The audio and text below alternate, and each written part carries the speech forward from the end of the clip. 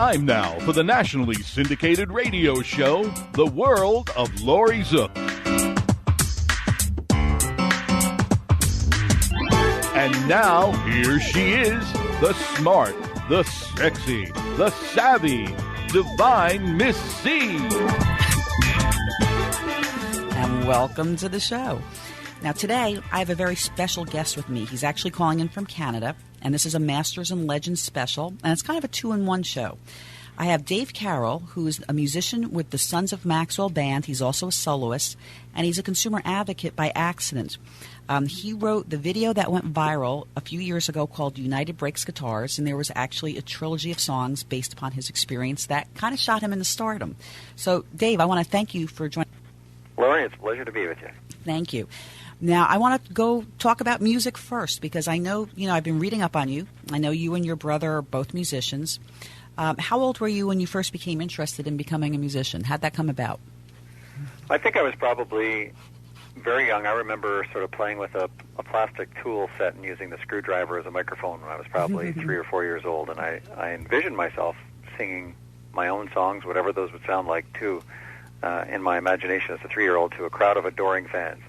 And I think everyone says they want to be a musician, but I really did envision it at a young age. But it wasn't until I was 20 years old that I actually picked up a guitar and sort of stepped out and waited till I moved away from home, I think, and started playing guitar at Carroll University, and we entered a talent contest shortly after that.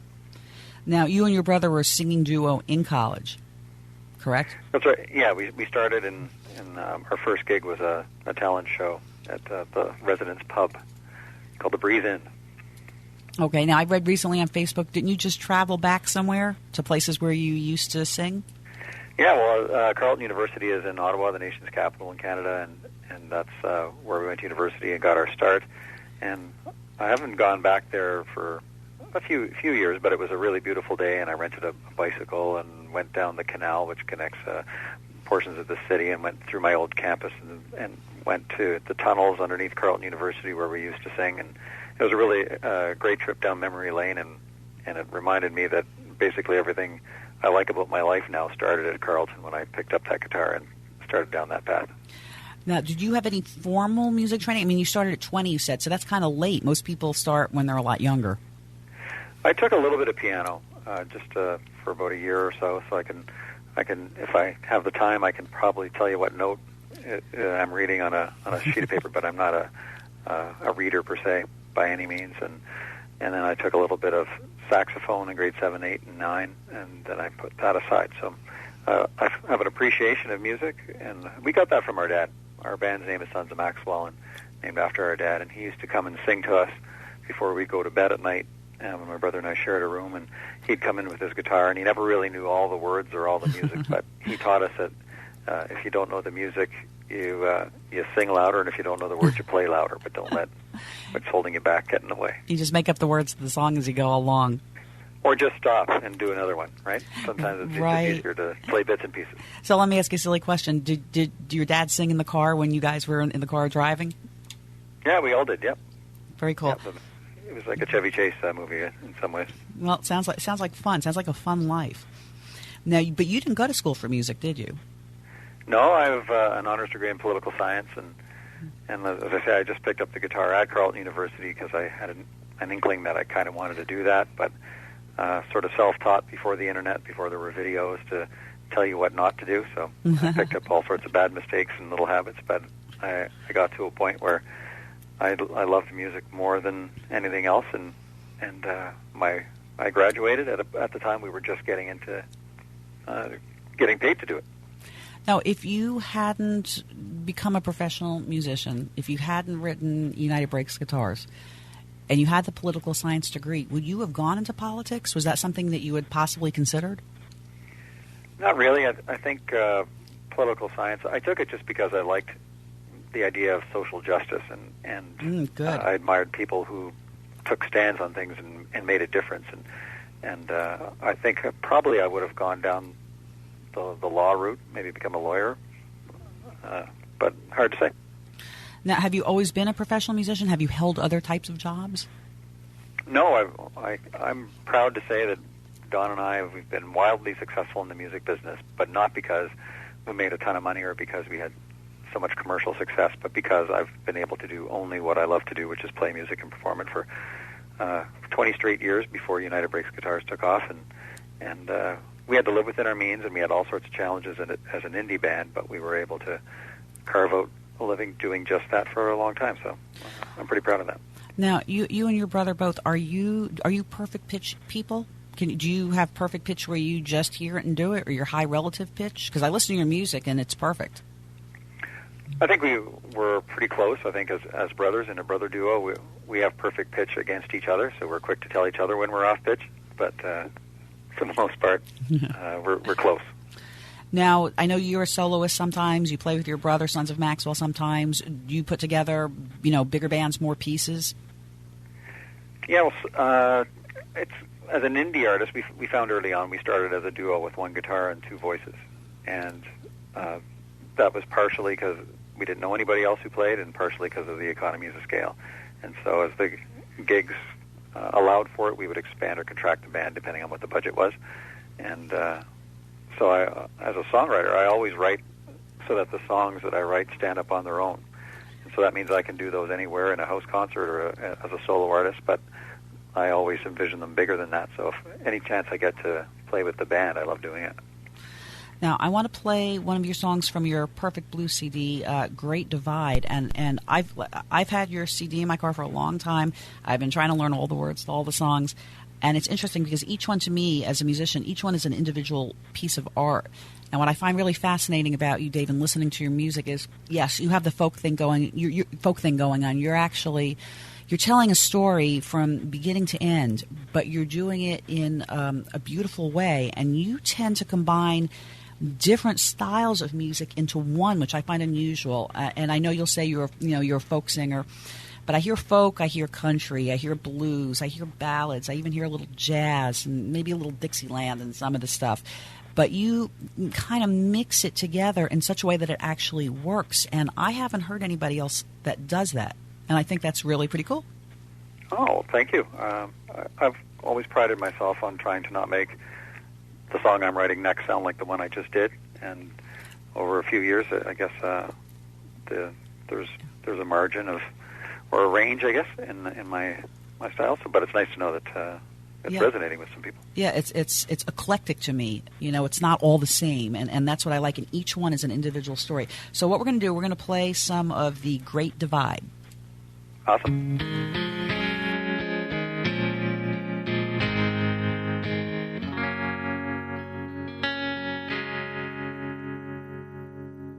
Look to tomorrows and see only sorrows, like nothing can change. It does if you wait. I'm a proponent of seizing our moments. Is that such a crime? For me, it works fine. It's amazing how you go on and on about what we're not. Sometimes right here, right now, is all we've got. We're at the Great Divide,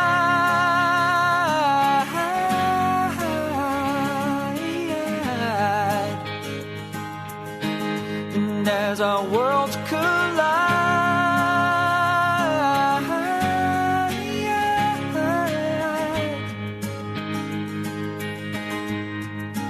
close your eyes and you wish your heart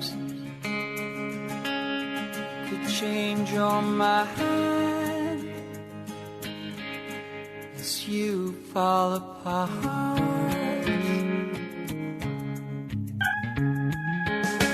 Foolishly rushing our all became nothing.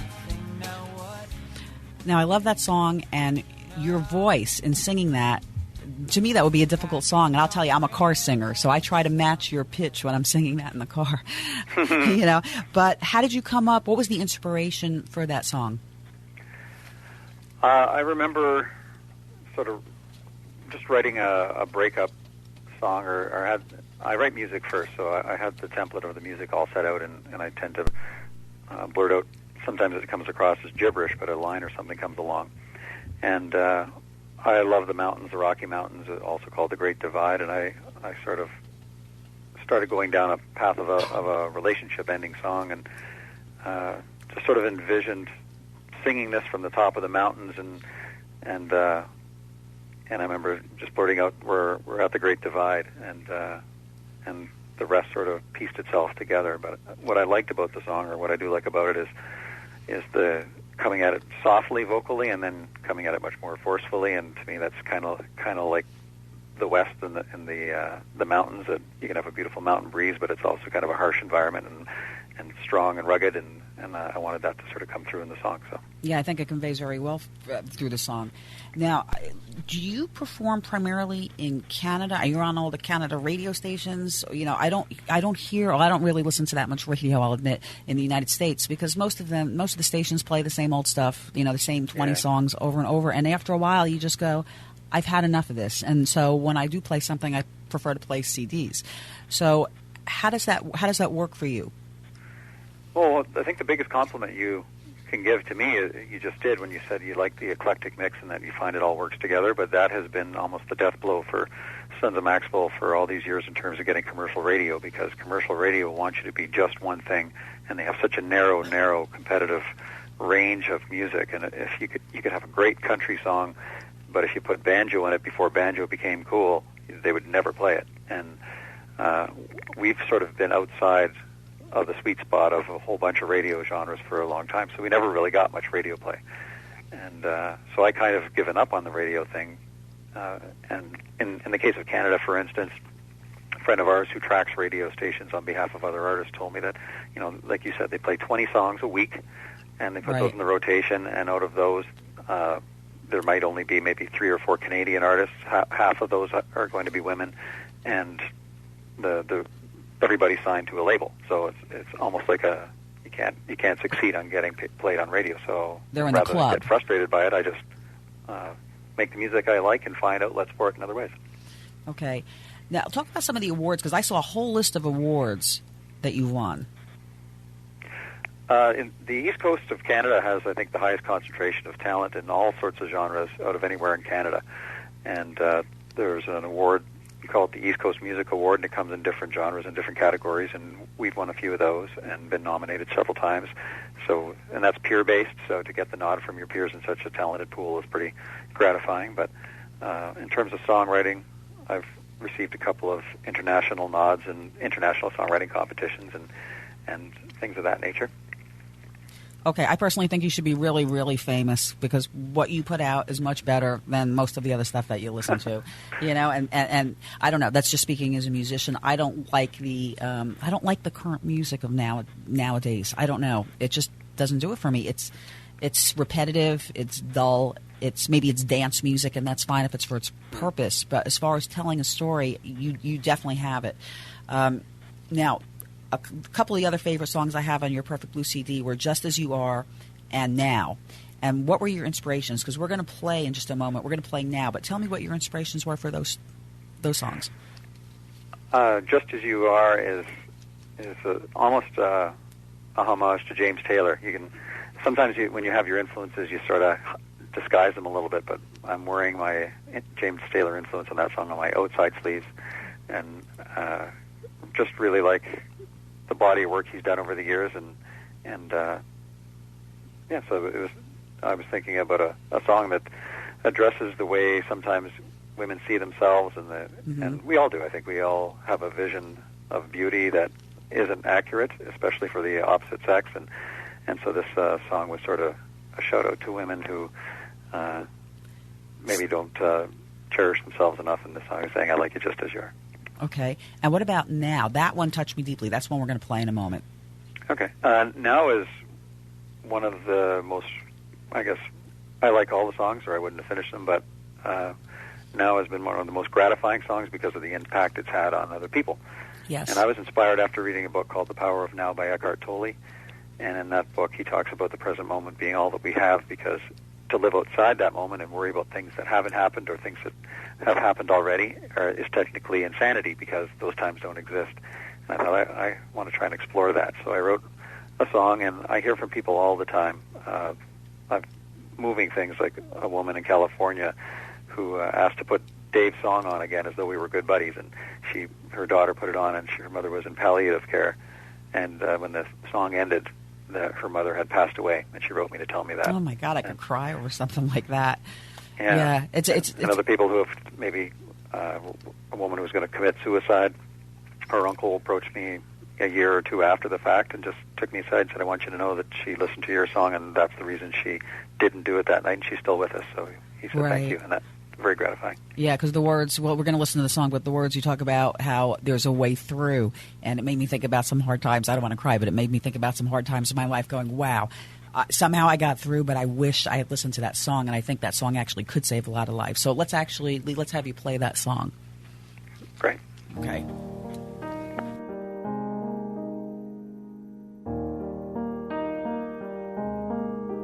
When there's no way out, there's still a way through.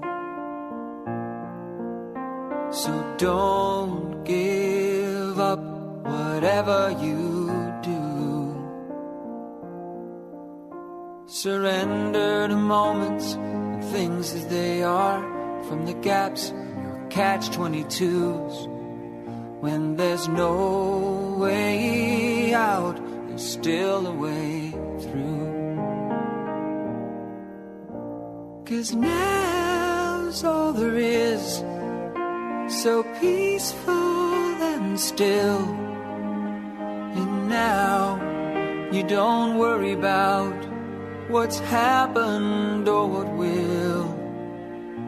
'Cause now never ends, and now's never been.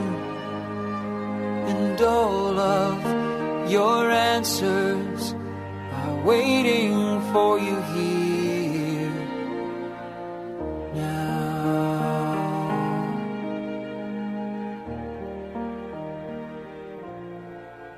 When your world stands tough and weighing you down, and you've had enough of this merry-go-round, and your resistance to walls you won't move, and running through old deja vus.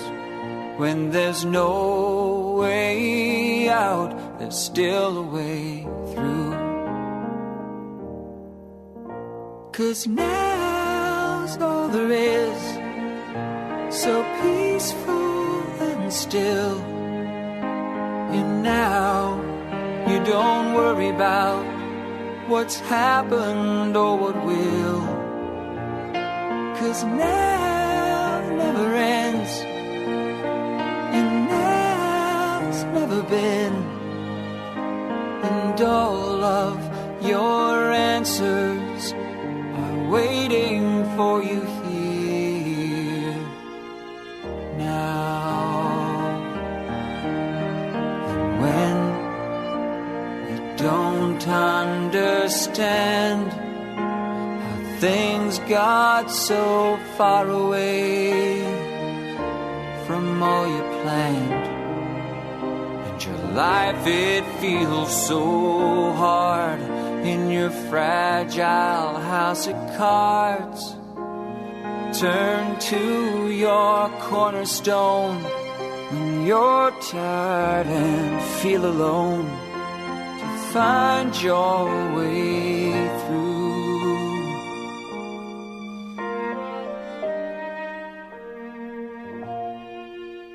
'Cause now's all there is, so peaceful and still. And now you don't worry about what's happened or what will.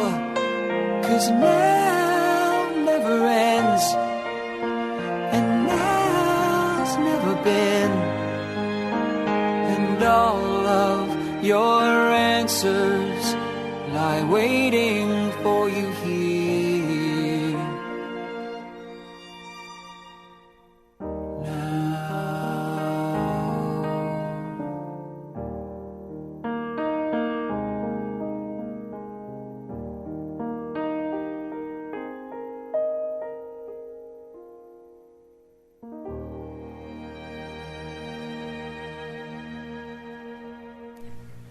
Now, Dave, that's a very touching song. I find it hard not to cry when I listen to it.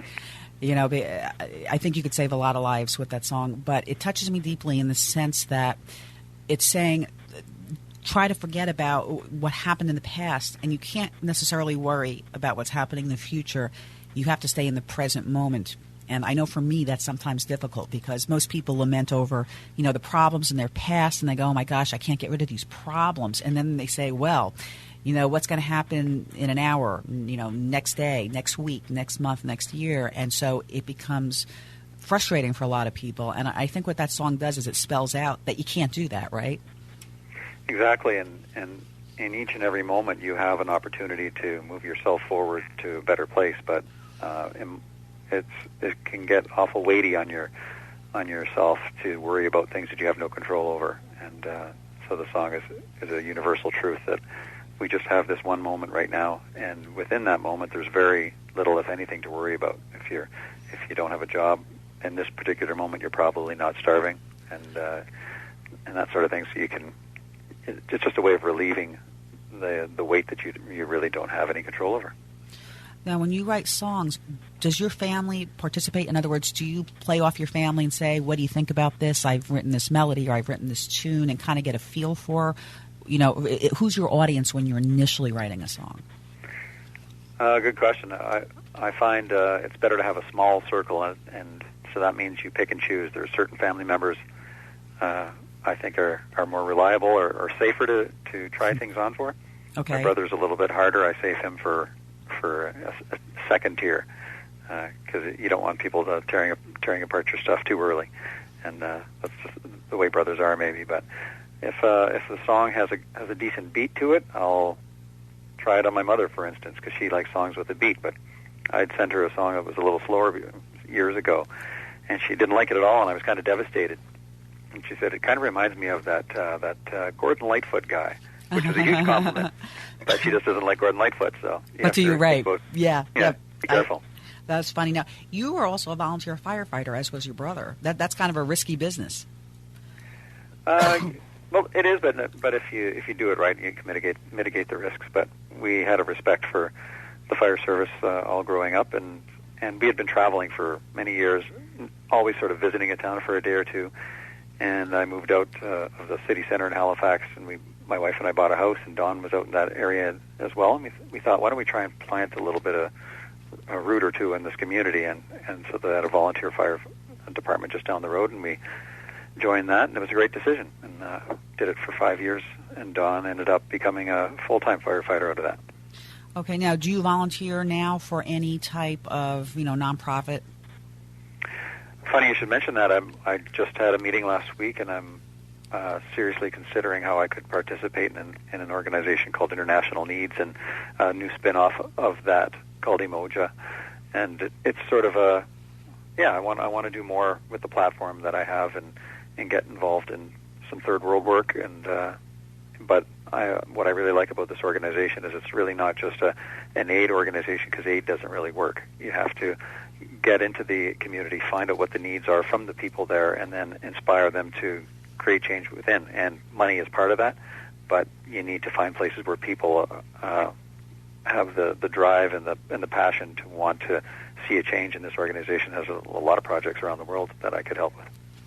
All right, very good. Well, before we go to a break, we're going to actually go out. We're going to listen for a minute to Average Man. So stay with us. Great.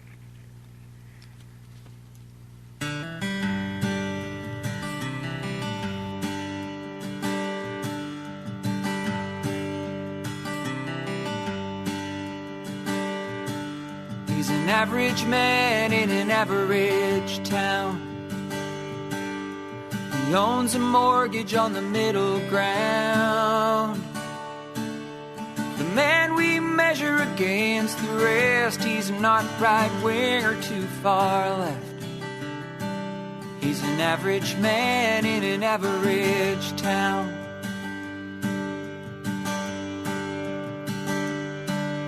He does good work with good strong hands. He likes the job but had other plans. He thought of college but couldn't afford the price to join or the room and board.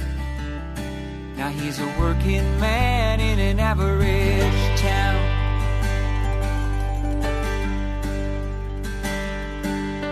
He marries young, around 23. The first 10 years go decently, till his wife accidentally met this average man's girlfriend, Paulette. Now he's a divorced man in an average town.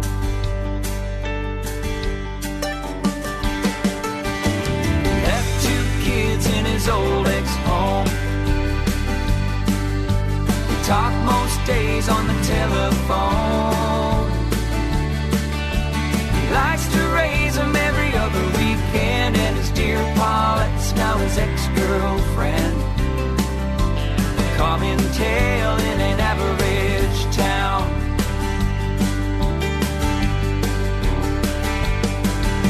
He marries again for the company,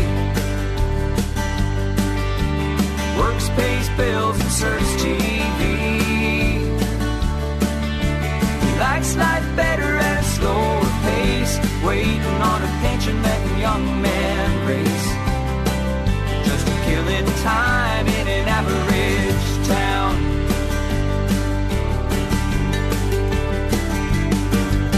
His skin turns old and his hair goes gray. His kids have kids and they move away. Now he thinks about days gone by and why he did all he did in his life. Like any old man in an average town. Central Payment, your #1 credit card merchant service provider in the industry. Providing e-commerce solutions, POS systems, standalone terminals, mobile apps, and much more. Call Central Payments James Carner at 813-777-4332. Looking for the lowest rates in the industry and #1 customer service? Call Central Payments James Carner at 813-777-4332. That's James Carner, 813-777-4332.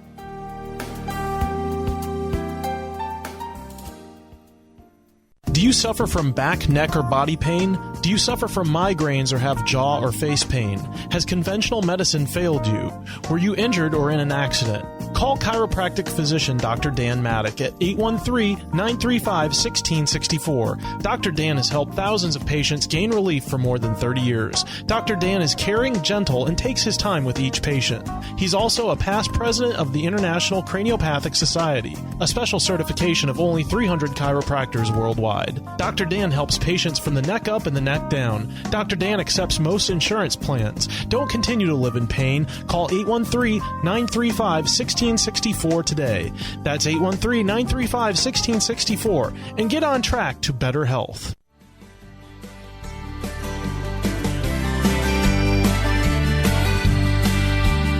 And welcome back to the world of Laurie Zoock. Musician Dave Carroll with me, and we've been speaking about some of his music. Dave, do you have any funny stories that you want to share? Anything that happened musically over the years? No? Nothing's jumping out. There's been a lot of funny stories, but... That's all right. Yeah, let's come back to that. Okay. I know you said musically you were influenced by James Taylor. Anybody else? Yeah, when I first started playing, I was obviously on the acoustic guitar, and so that was in the 80s, and so I thought back to, I liked the folk genre and stuff like that, so people that were using music to make the change. So I kind of looked back 20 years, and I was listening to Bob Dylan and Cat Stevens, and in the early 70s, like people like Harry Chapin, great story songwriters. Yes. That's where I really developed the passion and the appreciation for being able to put a story into a music and still make it pleasurable just to listen to, even if you're not listening to the lyrics. Now, one of the composers you reminded me of a little bit was Don McLean, who did American Pie and Starry, Starry Night. And I don't know, in a way, it's sort of that, I call it the old style, but I like the old style. I don't so much like the new style. Mm-hmm. You know? Yeah, I really do appreciate a well-told story. And in my opinion, it's incumbent upon you as a writer to not have any spare parts in terms of your lyrics or the music. And if you're asking people to pay attention for 4.5 minutes, give them 4.5 minutes of good lyric and music as well. But sometimes you hear songs that a line is basically a throwaway because they needed a rhyme and they didn't really think about it. And I just don't do that. Well, that's what's especially interesting about you, because one of my notes was that your use of words is very well thought out. I mean, just how you use them, the words that you use, and you said you write the music first. Now, when I write music, I usually write out the words, and then I find it easier to put in the melody and harmonize it. But to me, you're kind of doing it backwards to me, so I'm not sure how that works out, but it does for you. And so I just wanted to compliment you on that, because when I listen to it, you hear the whole story, but it's not just the words. It's also the inflection of your voice and how you utilize it, like in The Great Divide. Yeah, it's a tricky thing to be effective as a singer-songwriter because of all those elements that you have, all those tools at your disposal. If you want to really push yourself, you kind of have to try and get a lot out of your voice, how you inflect it, the words you use and the combination, but also the types of words in relation to the music. And it's a juggling act that really makes it an artistic adventure, songwriting. Well, I think you've definitely got it. And I want to talk a little bit about sort of your accidental career, which was, well, I'll let you summarize what happened with United.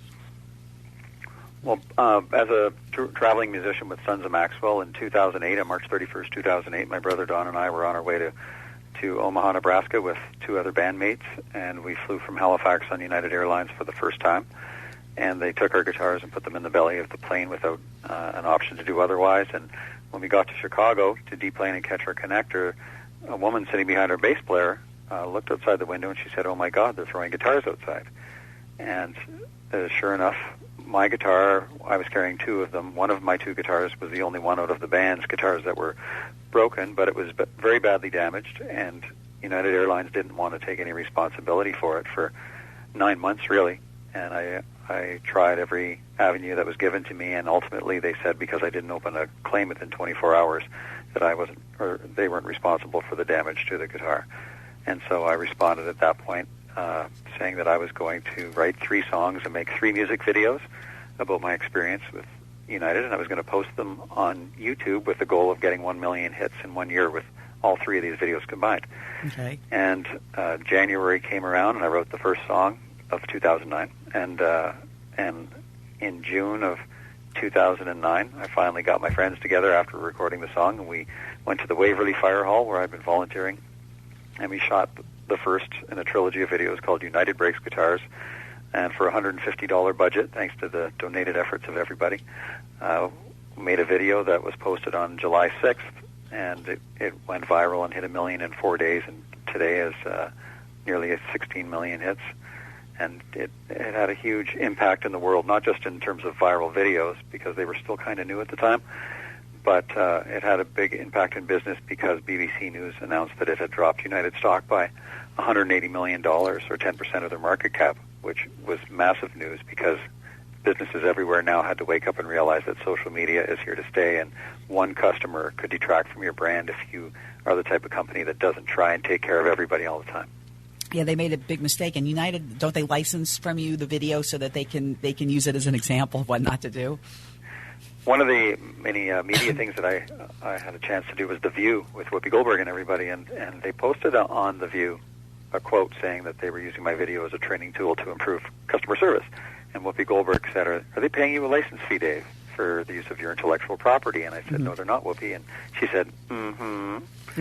So I phoned United and I said, Whoopi Goldberg said you should be paying me a license fee, and ultimately they agreed to, and they gave me the same fee that other corporations had been paying me to use my video as a training tool, and they became a customer of mine at the end of the day, but I don't think they're using it any longer. They said they weren't, but they did pay the fee. Yeah, well, they don't want to lose another $180 billion down the road. Now, Lee has a question for you.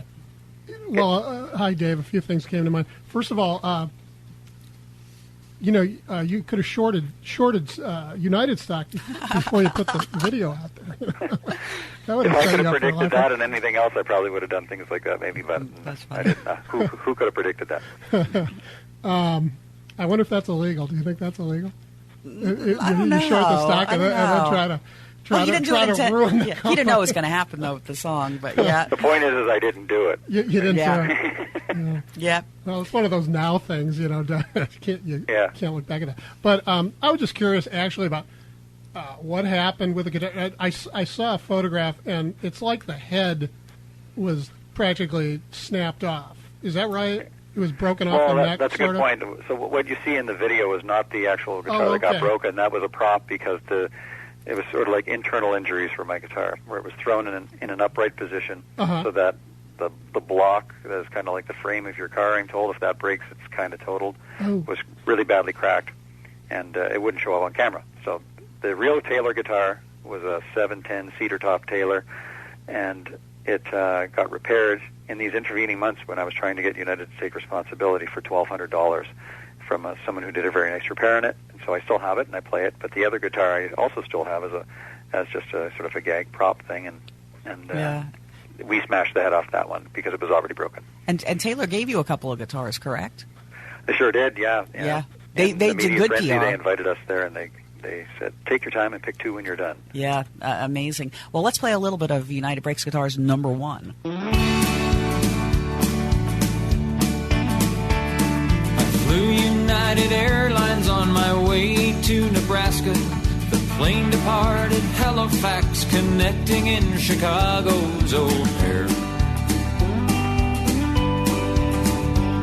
While on the ground, a passenger said from the seat behind me, my God, they're throwing guitars out there. The band and I exchanged a look, best described as terror, at the action on the tarmac, and knowing whose projectiles these would be. And so before I left Chicago, I alerted 3 employees who showed complete indifference towards me. United, United, you broke my Taylor guitar. United, United, some big help you are. You broke it, you should fix it. You're liable, just admit it. I should have flown with someone else or gone by car. 'Cause United breaks guitars. All right, Dave. Now, that was the first video. That's the one that you said got, up to 16 million hits up to now, correct? Right. Okay, and that was a well-done video. I play it all the time. I have your Perfect Blue CD with the bonus one with all 3 United Breaks guitars because I like to sing them in the car. It's a happy, for me, well, it's sort of, I don't want to say punishment, but part of what I do as a credit consultant is consumer advocacy, and I try to help people who have been wronged. But I admire the fact that, what you did on social media was a lesson for that company, that company should have just done the right thing to begin with, and it would have set a good example, but instead they said no. And Ms. Ehrlich said no. And so, you were shot really into stardom, becoming a keynote speaker. You wrote a book. What did it feel like to have that? I mean, I sit here and go, you must have been shocked, like going, oh my gosh, this can't be happening to me. Yeah, in those first few weeks for sure, it was unbelievable because I had no media training and I had no way of ever predicting that this would happen, and really no team, no record label or any support team aside from a very small group. And so fortunately, that small group did come together. My wife and a good friend, Julian Marentet, took time off from his job to become my right-hand man, and my parents were around and helping and that sort of thing. And we managed. There were interviews coming in from all over the world all the time, so I would do interviews from like 7 in the morning till 11 at night, and then go to sleep for a couple of hours and wake up and do the European morning circuit with the time changes and stuff. And 10,000 people had emailed in the first few weeks, and it was intense, but it was exhilarating because you never knew who was going to call, and all these people that you heard about, celebrities or noteworthy people, were mentioning this thing online, and you were hearing about it from people, and it was really great. I can't 10,000 emails. I mean, you must have had family helping you. I can't picture how you answer 10,000 emails. And they were coming in through Outlook Express too. It's on one computer, right? So we were always in danger of losing everything. And oh my gosh, yeah, it was really intense. That had to be amazing. Well, what we're going to do, we're going to play about a minute of United Breaks Guitars 2, which is a continuation of the story and a different style of music. Yeah. All right, hang on.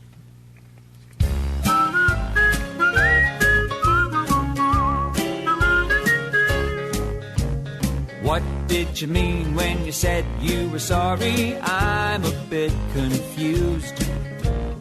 I think you owe for wrecking my guitar, but you don't think you do. I found a guy to fix it for $1,200, but you tell me that you're sorry and it's my tough luck.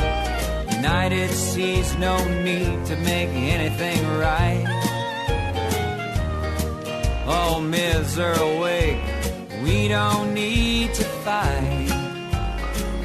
If you just come to your senses, accept the consequences of you letting certain baggage handlers smash my property.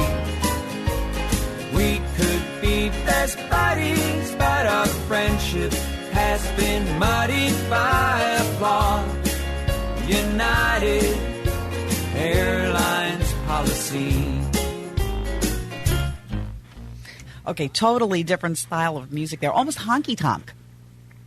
Yeah, well, you'd asked earlier about funny stories, and as soon as I heard that, it sparked one, because you could hear the tuba as the bass line in that song, yeah. And I played that on my keyboard on a tuba patch.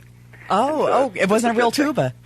No, and you can tell there's a solo in the song that I didn't play. It was the piano player on the session. I said play a tuba solo. That would be almost impossible for a tuba solo player to play, because in the video, Miss Earlwick, the customer service rep, and I are best friends having three-legged races and a picnic, but she's also playing a tuba for comedy. Yes. And after the song came out, I received an email from Alan Baer, who's the principal tubist in the New York City Philharmonic, or the symphony there, and he said, if you ever need a tuba player again, call me, but just don't ever do that again. That's funny, because it's such a, there's so much humor. You could have taken like a nasty tact and, done it the wrong way, but you actually you did it like, hey, here's my problem, and so I'm gonna kind of have fun with it. Yeah, and I think that was one of the big lessons. I just sort of did that, but looking back on what I did well, or what worked really well, was that there was a compassionate design to all this stuff where I didn't come across as angry and vengeful. All right, now Miss Earlwick, was she was that a real person's name? Yeah, it is. It's a customer service rep out of Chicago that I communicated with by email. Okay, I want to actually have just a minute to play the third United Breaks Guitars. All right, hang on for a minute. We're going to do about a minute of that.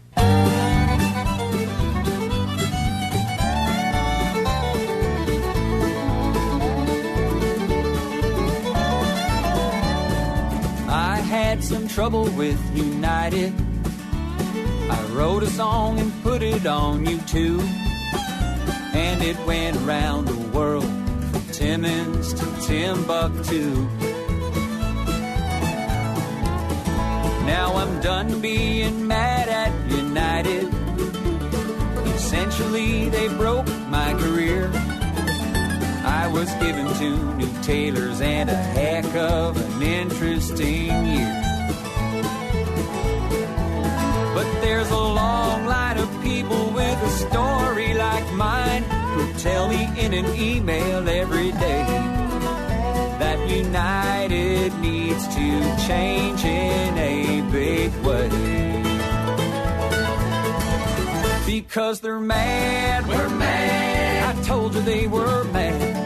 They flew United, now they're saying, wish I never had. You say that you're changing, and I hope you do. 'Cause if you don't, then who'd fly with you? Okay, I love that one. That's country. We're ready to jump around and dance here in the studio for that one. What does your family think about everything that happened? About fame coming to you? We have a very small but supportive family, so they've all been sort of enjoying the ride with me, and that's made it all the more meaningful to me. I think if I didn't have the family I have, it might have gotten boring for me, but it's really neat to... I like telling the story of how when I was on The View, that's my mother's favorite show, and her reaction to that was just over the top, but my dad not so much because he didn't like The View, but when I did Reader's Digest, my dad lost his mind. He's like, Reader's Digest, son, this is huge. That's funny. That's funny. I mean, all over the world, where do you speak? You speak at big corporations, and you write songs for them too, right? Yeah, and it's been 25 countries now I've kind of told this story in one way or another, and some big companies, huge companies, but also small organizations and not-for-profits, and because it works everywhere, because the ultimate message that I give is that we're all connected and that we need to care more about each other, so that works everywhere.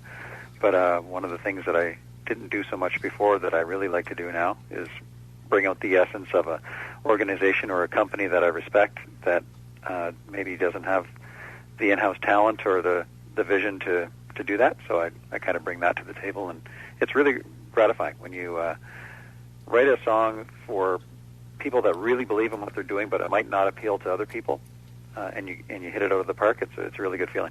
Now, are you allowed to mention the names of any of the companies you've written songs for? I think so. I did one of the early ones was for a company called Sandvik Coromant, and they do cutting tools. They're a worldwide company, and I enjoyed the process. I interviewed probably 15, 20 people to find the common threads that make the company what it is, and they're huge into customer service and care and that sort of thing, so it was a nice fit. But I just did another project that just finished up this last month, and it was for an organization called Operation Lifesaver, and they're a not-for-profit company that works on behalf of Amtrak and all the train companies in America, because someone gets hit by a train every 3 hours there. Oh, my gosh. And they wanted a song that brought out, in a lighter delivery if possible, the importance of train safety for males aged 18 to 28. So it was a bit of a challenge to do that, but I got to do a music video for it as well, and it came out really, really strongly, and they were happy with it, so it was a lot of fun.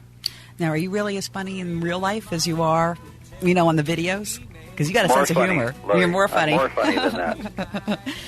Now, United Breaks Guitars, did that help? I mean, I'm assuming that had to have helped your musical career, even though maybe it wasn't the way you planned. Yeah, exactly. I thought when this happened, the first thing in the first week, I thought this is going to result in people calling me for festivals and things. Now I have a platform, and I'll get a lot of music gigs out of this. And it didn't work that way at all. In fact, a lot of festivals and people, they're almost turned off by the success of United Breaks Guitars because they think of it as quirky, and they don't appreciate YouTube, maybe. And it's really frustrating in that sense. Yeah. But there are millions of people who have heard about Dave Carroll and this song, and some of them have gone looking. So I have fans in the world that would never have heard my music before in any way.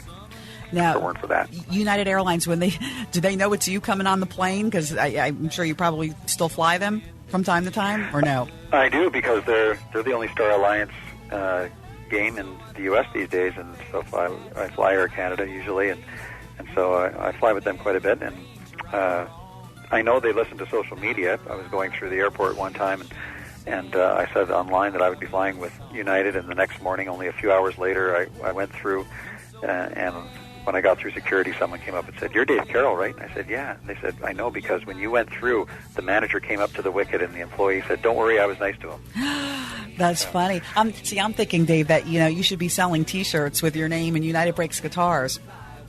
Well, I do have a T-shirt that has the Broken Guitar logo, which is my logo for Big Break Enterprises, which I'm happy to send to you if you'd like it. Oh, that would be. I would wear your shirt all the time. I probably sleep in it. And books. We just got a minute to go, but tell me, you wrote a book.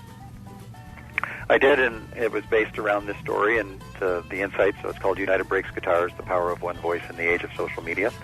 And I enjoyed that process so much that I'm working on another one around the area of compassionate design, and this idea that companies, the only way forward isn't to just care a little bit more because it looks good. Caring and instilling compassion across the board is the most profitable way to stay relevant and going forward with companies. Well, I think you're an amazing person. I want to thank you for being on my show. And how can people get a hold of you? I'm always online. You can get me at davecarrollmusic.com. That's my website, davecarrollmusic.com. And email, and the bat signal works, and anything works. I'm easy to find. Thanks so much, Dave. And, hey, listen, keep in touch with me. You're always welcome to be on the show. Thanks, Laurie. Thanks, Lee. You're welcome. And join us next week on The World of Laurie Zoock. Flew United Airlines on my way to Nebraska. The plane departed Halifax, connecting in Chicago's O'Hare. While on the ground, a passenger said from the seat behind me, "My God, they're throwing guitars out there." The band and I exchanged a look, best described as terror, at the action on the tarmac, and knowing whose projectiles these would be. So before I left Chicago, I alerted 3 employees who showed complete indifference towards me. United, united, you broke my Taylor guitar. United, united, some big help you are. You broke it, you should fix it. You're liable, just admit it. I should have flown with someone else or gone by car. 'Cause United breaks guitars. When we landed in Nebraska, I confirmed what I'd suspected. Mike Taylor had been the victim of a vicious act of malice at O'Hare. And so began a year-long saga of pass the buck, don't ask me, and I'm sorry, sir, your claim can go nowhere. So do all the airlines people from New York to New Delhi, including kind Miss Earlwig, who says the final word.